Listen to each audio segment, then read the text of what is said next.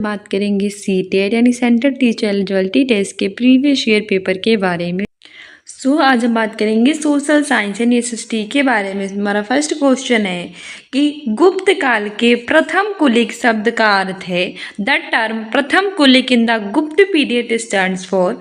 Option A है मुख्य न्यायिक अधिकारी, ऑप्शन बी है मुख्य बैंकर, ऑप्शन सी है मुख्य व्यापारी और ऑप्शन डी है मुख्य शिल्पकार। सही आंसर इसमें हमारा हो जाएगा ऑप्शन डी मुख्य शिल्पकार। ठीक है, गुप्त काल के जो प्रथम कुलिक शब्द है इसका अर्थ होता है मुख्य शिल्पकार। हमारी व्याख्या भी है कि गुप्त काल के प्रथम कुलिक शब्द का अर्थ है मुख्य शिल्पकार। और जो मुख्य न्यायिक अधिकारी होता है उसको महादंड नायक और मुख्य व्यापारी होता है उसको सार्तवाह कहा जाता है। ठीक है, सारे याद रखना कि कौन सा क्या होता है। गुप्त काल में जो प्रथम कुलिक शब्द है उसका मतलब है मुख्य शिल्पकार। मुख्य न्यायिक अधिकारी है न्याय वाला, उसे कहते हैं महादंड नायक। और व्यापारी है उसको कहते हैं सार्तवाह। क्या कहते हैं व्यापारी को? सार्तवाह। वहीं गुप्त वंश का प्रथम शासक चंद्रगुप्त प्रथम था, ये भी याद रखना। गुप्त वंश का प्रथम शासक कौन था? चंद्रगुप्त प्रथम। नेक्स्ट है कि वो भुर्ज वज्र की छाल कहाँ पाई गई जिस पर ऋग्वेद की वैदिक प्रार्थनाएं यानी कि सूक्त लिखी गई। ऑप्शन ए है कश्मीर, ऑप्शन बी है महाराष्ट्र, ऑप्शन सी है बंगाल और ऑप्शन डी है बिहार। तो वो भुर्ज वज्र यानी कि छाल कहाँ पाई गई है जिस पर ऋग्वेद की वैदिक प्रार्थनाएं जिसे हम सूक्त कहते हैं वो लिखी गई हैं। सही आंसर इसमें हमारा हो जाएगा ऑप्शन ए कश्मीर। ठीक है, भुर्ज की छालें कश्मीर में पाई गई हैं जिस पर ऋग्वेद की वैदिक प्रार्थनाएं जिसे हम सूक्त कहते हैं वो लिखी गई हैं। और वहीं जो कश्मीर है ये भारत का अब केंद्र शासित प्रदेश है। भारत में वर्तमान में 28 राज्य और 8 केंद्र शासित प्रदेश हैं, ये भी याद रखना। कैपिटल है मुंबई, पश्चिम बंगाल की कैपिटल है कोलकाता और बिहार की कैपिटल है पटना। हमारी व्याख्या भी है कि वो भुर्ज वज्र छाल कश्मीर में पाई गई जिस पर जो ऋग्वेद की वैदिक प्रार्थनाएं सूक्त हैं वो लिखी गई। लगभग 150 वर्ष पहले जो ऋग्वेद है उसको सबसे पहली बार छापने के लिए इस भुर्ज यानी कि वृक्ष की छाल का जो उपयोग है वो किया गया था। यह पांडुलिपि जो है वो पूरे महाराष्ट्र के पुस्तकालय में सुरक्षित है। ऋग्वेद में 1000 से ज्यादा प्रार्थनाएं हैं और इसे हम सूक्त कहते हैं। तो याद रखना वृक्ष छाल कश्मीर में पाई गई है। 1000 वर्ष पहले से ऋग्वेद में वृक्ष की छाल का उपयोग किया गया था लिखने के लिए। जो है वो महाराष्ट्र के पुणे में ये पांडुलिपि सुरक्षित है और ऋग्वेद में 1000 से ज्यादा प्रार्थनाएं हैं जिन्हें हम क्या कहते हैं? जिन्हें हम सूक्त कहते हैं। नेक्स्ट क्वेश्चन है कि निम्नलिखित में से कौन सी तमिल कृति हमें आम पुरुषों और महिलाओं के जीवन के बारे में सूचित करती है। Which one of the following Tamil works inform us about the leaves of ordinary man and women. Option A है शिलापदिकरम, ऑप्शन बी है वलयापति, ऑप्शन सी है मणिमेकलई, ऑप्शन डी है पेरिया पूर्णम। तो कौन सा सही हो जाएगा? सही आंसर हो जाएगा ऑप्शन डी पेरिया पूर्णम। ठीक है, जो पेरिया पूर्णम तमिल कृति है ये हमें आम पुरुषों और महिलाओं के जीवन के बारे में क्या करती है? सूचित करती है। ठीक है, पेरिया पूर्णम ऑप्शन डी सही हो जाएगा। व्याख्या भी है कि 12वीं शताब्दी की तमिल कृति पेरिया पूर्णम में हमें आम पुरुषों और महिलाओं के जीवन के बारे में सूचना मिलती है। शिलापदिकरम को तमिल साहित्य के प्रथम महाकाव्य के रूप में जाना जाता है। वही जो शिलापदिकरम है उसको हम क्या मानते हैं? तमिल साहित्य के प्रथम महाकाव्य के रूप में मानते हैं। इस महाकाव्य की रचना इलांगो आदिगल ने की थी। किसने की थी? इलांगो आदिगल ने। वहीं वलयापति संगमकालीन प्रसिद्ध महाकाव्य, इसका तमिल साहित्य में बहुत ज्यादा महत्वपूर्ण स्थान है। मणिमेकलई 30 छंदों का महाकाव्य जिसकी रचना चितलाई चितनार ने की थी। तो सारी की सारी इंपॉर्टेंट है, कैसे भी पूछ सकता है। तो याद रखना कि पेरिया पूर्णम में आम पुरुष और महिलाओं के जीवन के बारे में हमें सूचना मिलती है। शिलापदिकरम को हम तमिल साहित्य का पहला महाकाव्य कहते हैं। पूछा जाएगा कि प्रथम महाकाव्य तमिल साहित्य का कौन है, तो वह शिलापदिकरम। ठीक है, इसकी रचना किसने की थी? तो इलांगो आदिगल ने की थी। वही वलयापति संगमकालीन का प्रसिद्ध महाकाव्य है और वही मणिमेकलई है जिसमें 30 छंदों का महाकाव्य है, जिसकी रचनाकार चितलाई चितनार ने की है। नेक्स्ट है, which of the following is not matched correctly, यानी कि इनमें से कौन सा सही से मेल नहीं खा रहा है। खजुराहो, चंदेल, ऐहोल, चालुक्य, कांचीपुरम, पल्लव, महाबलीपुरम, चोल।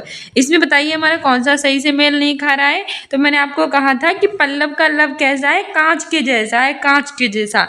पल्लव का लव कैसा है, कांच के जैसा होता है कि कांच जैसे टूट जाता है वैसे प्यार भी छूट जाता है। तो कांचीपुरम, पल्लव, ये बिल्कुल सही है। ठीक है, याद रखना कि जो कांचीपुरम है वो कहाँ है, पल्लव। ये हमारा ये वाला ऑप्शन तो बिल्कुल सही है, पर हमसे पूछा था नहीं है, तो हमारा सही आंसर हो जाएगा ऑप्शन डी, महाबलीपुरम चोल। ये हमारा गलत है, जबकि कांच जैसा लव है, यानी कांचीपुरम पल्लव बिल्कुल ठीक है। ये होल होल मतलब चालुक्य, बड़े चालू, इतना होल है जो है होल चालुक्य। ठीक है, ये होल के चालुक्य हैं।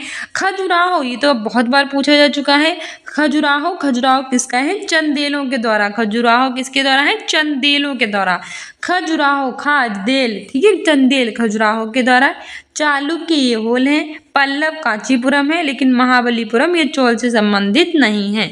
ऑप्शन डी बिल्कुल सही हो जाएगा, क्योंकि हमसे गलत पूछा था। हमारी व्याख्या भी है कि महाबलीपुरम क्षेत्र का संबंध पल्लव वंश से है, इसी प्रकार जो खजुराहो है वो चंदेल से संबंधित है। कांचीपुरम है ये पल्लव से है। महाबलीपुरम ये भी पल्लव से है। महाबल जो कांच जैसा लव होता है, और लव करने के लिए महाबल चाहिए, तो महाबलीपुरम, कांचीपुरम ये पल्लव के हैं। ये होल चालुक्य के हैं, खजुराहो चंदेल के। बल्कि जो महाबलीपुरम है इनका ये भी पल्लव वंश के ही हैं। तो पल्लव वंश के हमारे 3 हैं, सही से याद कर लीजिए। महाबलीपुरम, कांचीपुरम, ठीक है, महाबलीपुरम कांचीपुरम किसके हैं, पल्लव के हैं। खजुराहो जो हैं वो चंदेल के हैं। होल जो हैं वो चालुक्य के हैं। नेक्स्ट हमारा क्वेश्चन कह रहा है कि कंसीडर दी फॉलोइंग स्टेटमेंट, निम्नलिखित कथनों पर विचार करें।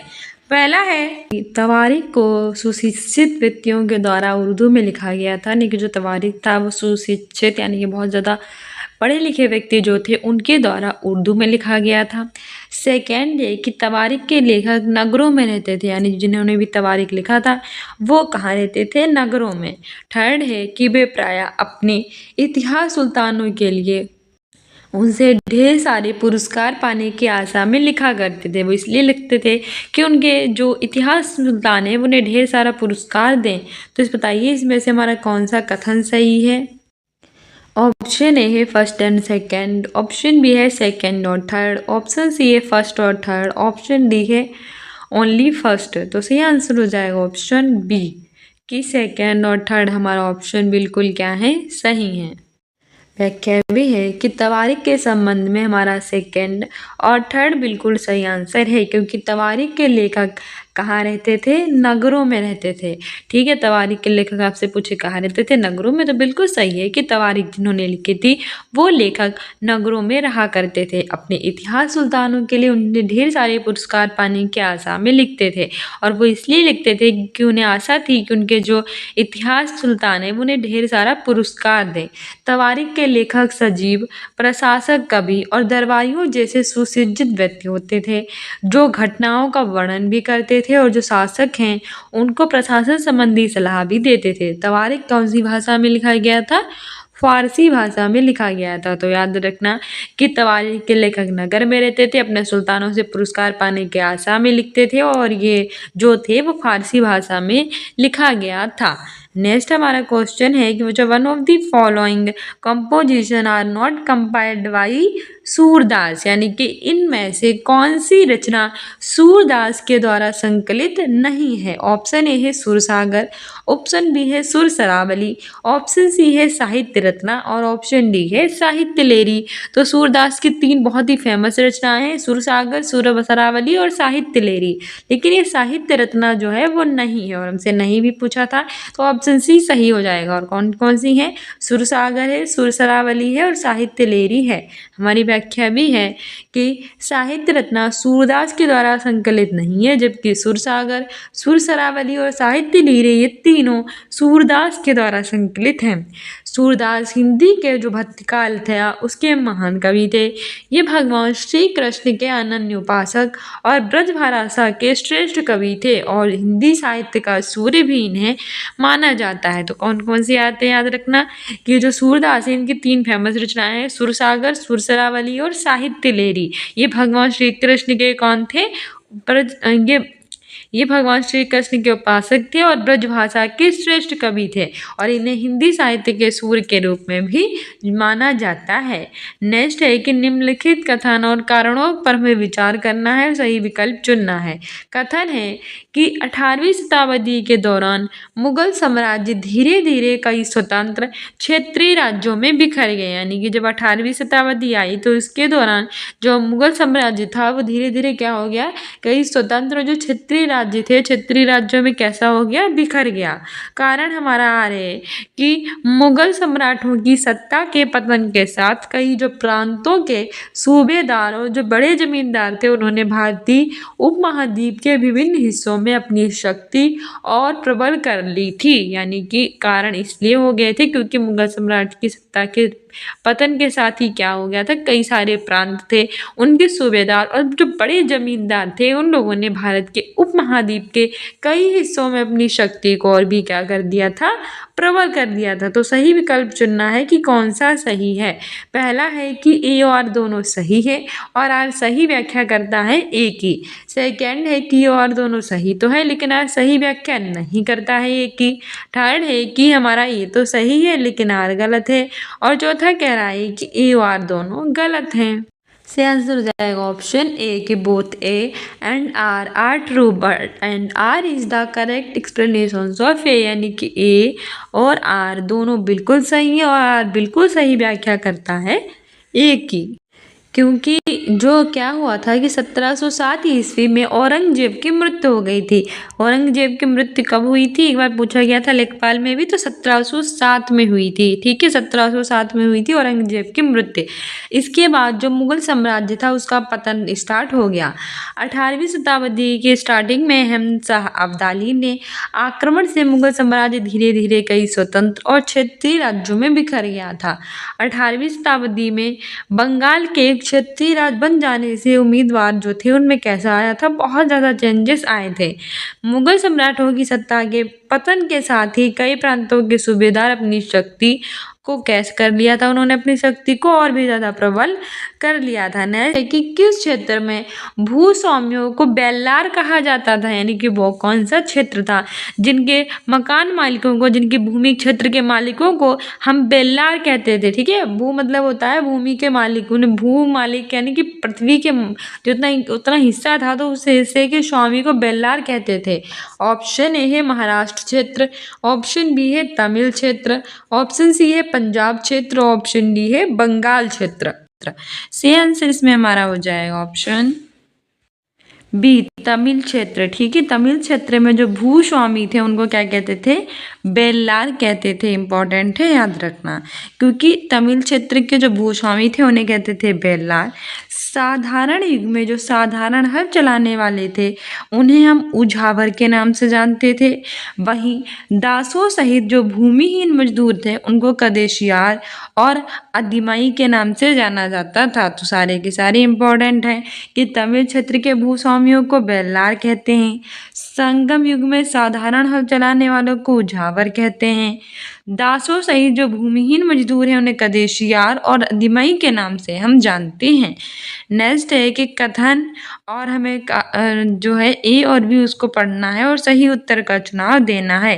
फर्स्ट कथन है कि राजा राम मोहन राय जैसे लोगों को सुधारक इसलिए कहा जाता था क्योंकि वे मानते थे कि समाज में परिवर्तन लाना और अन्यायपूर्ण तौर तरीकों से छुटकारा पाना जरूरी है। जो राजा राम मोहन राय थे और इनके जैसे लोगों को सुधारक जो थे वो इसलिए कहते थे क्योंकि लोग ये मानते थे कि समाज में हमारी सोसाइटी उसमें चेंजेस लाना और जो अन्यायपूर्ण तौर तरीके होते हैं उनसे छुटकारा पाना कैसे होता है, बहुत ज़्यादा जरूरी होता है। बी वाला कह रहा है कि सुधारकों का विचार था कि इस तरह के परिवर्तन लाने के लिए लोगों को इस बात के लिए प्रेरित किया जाना चाहिए कि पुराने व्यवहार को छोड़कर जीवन का नया ढंग अपनाने के लिए तैयार हों।